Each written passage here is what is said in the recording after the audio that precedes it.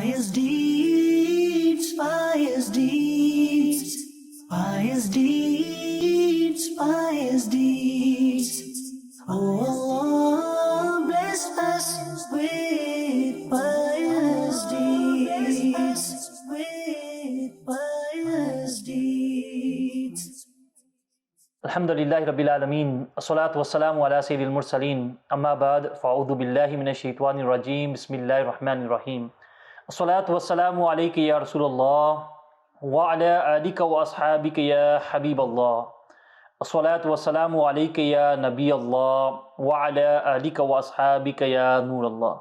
My dear viewers of Madani Channel, welcome to another silsila of pious deeds. Alhamdulillah. We've been talking about number of pious deeds. Alhamdulillah. These are those deeds which will improve us in our lives, enable us to gain the nearness of Allah subhanahu wa ta'ala, attain the pleasure of Allah subhanahu wa ta'ala, and also gain Jannah through doing these actions. And inshallah, in today, the pious deed which we're going to talk about, which we're going to mention, is Nawafil. Alhamdulillah, where we perform many farais, many compulsory actions, and there are also those actions which are from the Nawafil, those actions which are optional. If you were to do them, we will able to gain the nearness of Allah subhanahu wa ta'ala. We will able to gain a high status in Jannah by doing these actions. And inshallah, today we're going to talk about these Nawafil and some of these Nawafils, what are the benefits of them and the reward of them also, and how the pious predecessors, rahimahumullah, they would perform Nawafil in abundance. Before talking on our topic, let's listen to the fazila of reciting salutation, peace and blessings upon the best of mankind, the Holy Prophet sallallahu ta'ala alayhi wa sallam. The Holy Prophet sallallahu ta'ala alayhi wa sallam has said, whoever writes salat upon me in a book, angels will continue to make istighfar, meaning seeking forgiveness for him, as long as my name remains in it. Sallu al Habib sallallahu ta'ala ala Muhammad sallallahu alayhi wa sallam. My dear viewers of Madani Channel, whenever you write the blessed name of the beloved Prophet sallallahu alaihi wasallam in a book or even as in a form of text message, always get into the habit of reciting and writing salutation, peace and blessings upon the Prophet sallallahu alaihi wasallam. If we write all these long sentences, it only takes a few more words to recite peace and blessings upon the Prophet sallallahu alaihi wasallam. And even then, a lot of us show laziness in doing so. My dear viewers of Madani Channel, we should make it a habit of ours. Whenever we mention the name of the beloved Prophet sallallahu alaihi wasallam, recite peace and blessings upon him. And when we write the blessed name of the beloved Prophet sallallahu alaihi wasallam, get into the habit of writing peace and blessings, durood upon the Prophet sallallahu alaihi wasallam with the name of the Prophet sallallahu alaihi wasallam. And inshallah you will able to gain many blessings from this. Inshallah the angels will do istighfar for us, those who write durood-e-pak upon the Prophet sallallahu alaihi wasallam. And inshallah will benefit from this in this dunya and also the akhirah. As long as the durood-e-pak remains in that book, inshallah the angels will be doing istighfar for us. Subhanallah, such great virtue. Alhamdulillah, just a bit of extra effort and so much reward and ajr. May Allah subhanahu wa ta'ala give us the ability to write peace and blessings upon the name of the Prophet sallallahu alaihi wasallam whenever we're writing in a book or in a text message or in a letter, inshallah. Sallu al Habib sallallahu ta'ala ala Muhammad sallallahu alaihi wasallam. So my dear viewers of Madani Channel, today our topic is Nawafil. And the pious predecessors, rahimahumullah, they would read Nawafil in such abundance that today, if you look at our lives today, it's like we don't do anything extra other than our farais. Sadly, there's many people who are missing even their farais.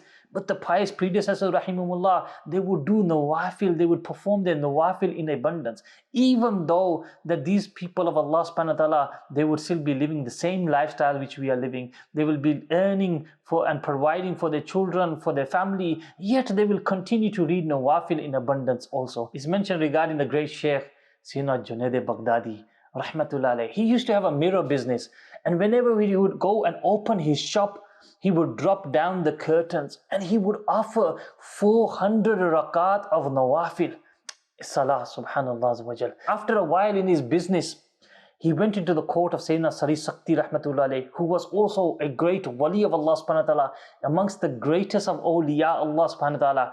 And where he performed worship, he then performed worship in a small room of a house. He spent 40 years of his life in this state, and for 30 years he would perform Isha namaz and then do zikr of Allah subhanahu wa ta'ala until the morning. and with the same wudu, he would offer Fajr Salah. Subhanallah. He himself states that for 20 years, I have never missed my takbir-e-ula, meaning the first takbir. Sayyidina Junaid Baghdadi rahmatullah says, for 20 years I had never missed my takbir-e-ula. Hazrat Abu Bakr Attar rahmatullah states, when Sayyidina Junaid Baghdadi rahmatullah was about to pass away, some of my friends and I was present there. We saw that just a few moments before him passing away, he was offering salah while sitting down due to weakness. This is why he was sitting down and offering salah. Both of his feet have become swollen. When he would go down to ruku and sujood, he would twist one of his foot, which would cause immense pain and discomfort. The friend saw this and asked, "Oh, Abu Qasim, why is this? Why are your feet swollen?" He replied, "Allahu Akbar, this is but a blessing." Sayyidina Abu Muhammad rahmatullah alayhi then asked, "Oh Abu Qasim, what is the harm that if you have some rest?" He replied, "Now I have some time in which I can gather some good deeds. After this, where will I get some time?" He then said, "Allahu Akbar," and he passed away. When someone said to, it is narrated, when someone said to him to have some sympathy on his body, he replied that my book of deed is now being closed. Therefore, in this very moment, who is in need of good deeds more than me? Allahu Akbar. My dear viewers of Madani Channel, just try to think for a moment. The pious predecessors, rahimahumullah, the saints of Allah subhanahu wa ta'ala, how they would devote themselves in the worship of Allah subhanahu wa ta'ala, yet they would be earning a living, and they still, even in the earning of their living livelihood, they would still be worshipping Allah subhanahu wa ta'ala. Sayyidina Junaid Baghdadi rahmatullah alayhi, before he would open up his shop, before he would start to trade, before he would start to work, he would offer 400 rakat and Nawafil. My dear viewers of Madani Channel, just think for a moment that how were these pious people of Allah subhanahu wa ta'ala, 400 Nawafil before they even started to earn a halal rizq. The state of the Muslims today is, we're in such a state that even before going to work, we can't even offer Fajr Salah, which is a compulsory action.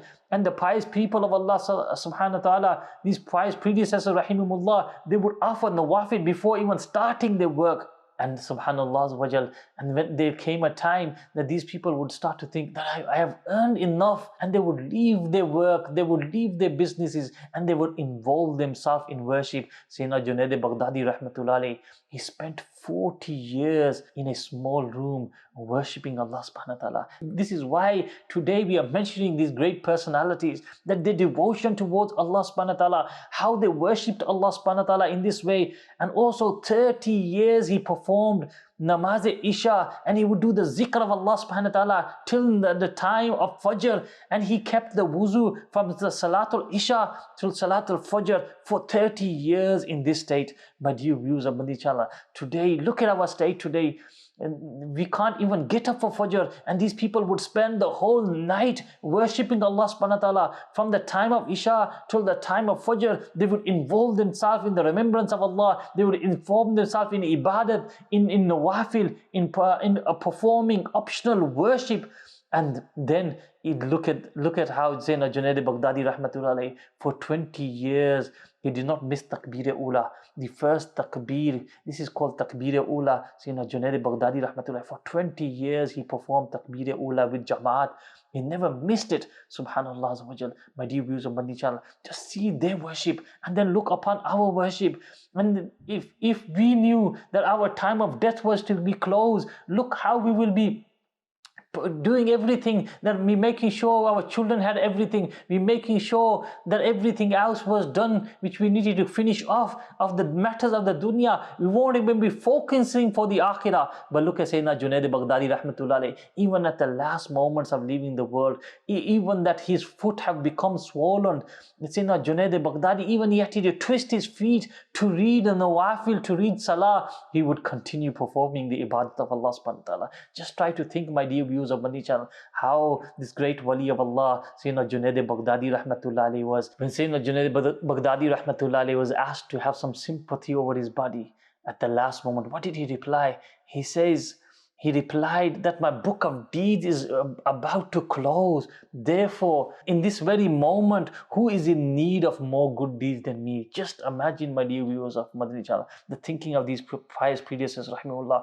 They're about to leave the world and they're involving themselves in more and more worship. And they're saying to themselves, who is in need of more good deeds than me? That as my book of deeds is about to close. My dear viewers of Madani Channel, we know that once our book of deed closes, there won't be a chance to do any more worship. There won't be any chance to repent in the court of Allah subhanahu wa ta'ala. So we have that time with us. Let's make use of this time. Let's spend our time in ibadat, in reciting the Holy Quran. Let's spend our time in worshipping Allah subhanahu wa ta'ala. We have the month of Ramadan. Perform ibadat, recite the Quran in abundance, and spend your time in seeking and learning the knowledge of deen. And this is what will benefit us in the akhirah. We are only here for a short time, my dear viewers of Madani Channel, and soon we will leave this world. Do something for the akhirah, because it is this ibadat, this worship, these actions of ours, these good deeds of ours, which will benefit us for the akhirah.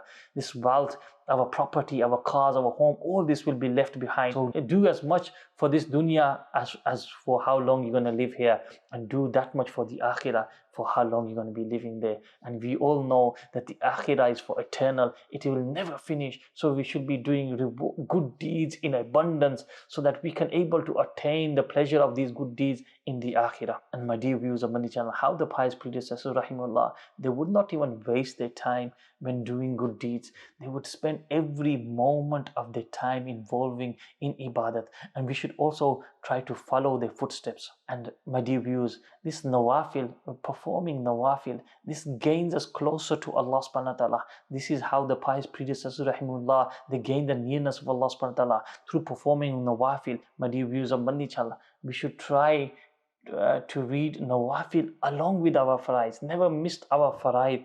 It's very important that we continue reading our faraids and add with our faraids our Nawafil, which have been narrated by the noble Rasul Sallallahu Alaihi Wasallam and his companions alayhimur ridwan and the pious predecessors rahimullah. Insha'Allah, I will try to mention some of them, insha'Allah.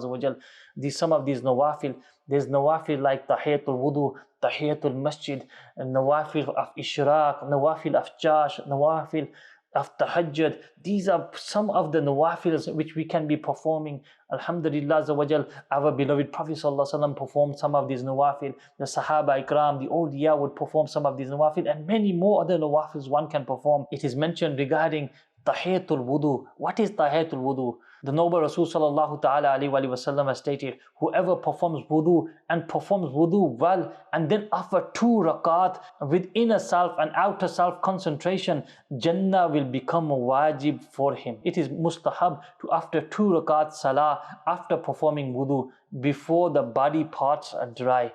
It is also mustahab to perform 2 rakat of salah after ghusl, the ritual bath. If after performing wudu, one offers for salah, this will compensate for the tahiyatul wudu. Regarding tahiyatul wudu, is mentioned that Sayyidina Abu Hurairah radiallahu ta'ala narrates that once the beloved Rasul sallallahu ta'ala alayhi wa sallam said to Sayyidina Bilal Habshi radiallahu ta'ala at Fajr, "Oh Bilal, tell me which act you did in Islam for which you hope to receive great reward, because I heard the sounds of your footsteps in front of me in paradise." Sayyidina Bilal Habshi radiallahu ta'ala humbly replied, "In Islam, I have not performed any such great acts for which I hope to get benefit. However, when I perform wudu or ghusl, the ritual bath, any time during the day or night, I offer salah as much as Allah Azza wa Jal wills me to do so." Subhanallah, my dear viewers of Madani Channel, Sayyidina Bilal Habshi radiallahu ta'ala, his footsteps were heard in Jannah, and the reason being was this action of Sayyidina Bilal Habshi radiallahu ta'ala, that whenever he would do wudu, whenever he would do ghusl, he would perform 2 rakat nawafil, or he would continue to read nawafil for the sake of Allah subhanahu wa ta'ala. Subhanallah, my dear viewers of Madani Channel. So whenever you make wudu, try to read these 2 nawafil, inshallah. So this has great benefit. Also, along with Tahiyatul Wudu, whenever we enter the masjid, there is Tahiyatul Masjid which we can read, two nafil for entering the masjid. It is narrated by Sayyidina Abu Qatada radiallahu ta'ala anhu that the beloved Rasul sallallahu ta'ala alayhi wa sallam has stated, one who enters the masjid should offer 2 rakat salah before sitting there. It is a sunnah for the one who enters the masjid to offer 2 rakat. Instead, to offer 4 rakat is better. If someone enters the masjid at the time of makruh to offer nafar salah, such as within the time of Fajr Salah or the time of Salatul Asr, then he should not offer Tahiyatul Masjid. Instead, he should engage himself in Tasbih and in Salatul Nabi. Hence, the right of the masjid will be fulfilled. So, my dear viewers of Madani Channel, whenever you enter the masjid, make it a habit of yours to read at least 2 rakat nafil. If it's not the makruh time, alhamdulillah, there's so many benefits of these nawafil. Let me tell you another nawafil which we can read. This is Salatul Ishraq. Salatul Ishraq, Sayyidina Anas radiallahu ta'ala has narrated that the beloved Rasul sallallahu ta'ala alayhi wa sallam has stated, whoever performs Salatul Fajr with Jamaat, with congregation, and then continues to do the zikr of Allah, the remembrance of Allah, sits until sunrise, and then offers 2 rakat salah, he will receive the reward of complete Hajj and Umrah. Subhanallah, my dear viewers, how easy it is to gain this reward of complete Hajj and Umrah just by reciting 2 rakat Nawafil. What happens normally after Fajr? There's not much to do, but we are still rushing towards our home. We're still rushing to go home. But if someone remains in the masjid, waits for the sunset, and then after that he recites 2 rakat Namaz Salatul Ishraq, look at the reward he will gain. He will gain the reward of complete Hajj and complete Umrah. There's also Namaz Chasht as well. It is stated in the blessed hadith that anyone who offers 12 rakat of Chasht, Allah Azza wa Jal will make a palace of gold for him in Jannah. Subhanallah Azza wa Jal. It is also narrated by Sayyidina Abu Zar radiallahu ta'ala anhu that the Holy Prophet sallallahu ta'ala alayhi wa sallam stated, Sadaqah is due to every joint of the body of every one of you. Every recitation of Allah Azza wa Jal glorifying is an act of sadaqah. Every recitation of praise of Allah Azza wa Jal and reciting hamd is sadaqah. Saying La ilaha illallah is an act of sadaqah. Reciting Allahu Akbar is an act of sadaqah. Enjoying good is an act of sadaqah. Forbidding evil is an act of sadaqah. And 2 rakat of Chash is sufficient for all these deeds. Subhanallah, my dear viewers, just 2 rakat of Chash, this will be fulfilling the rights of every joints of our bodies. Salatul Chash is mustahab salah. Minimum of 2 rakat and maximum of 12 rakat of Salatul Chash can be offered, but offering 12 rakat is better. The time of Salatul Chash begins when the sun rises to a high or ends at Nisf Nahar Shari. However, it is better to offer Salatul Chash when 1/4 has passed. We make dua that Allah subhanahu wa ta'ala gives us the ability to act upon this pious deed. Sallu alal Habib sallallahu ta'ala ala Muhammad sallallahu alayhi wa sallam. Pious deeds, pious deeds, pious deeds, pious deeds. Oh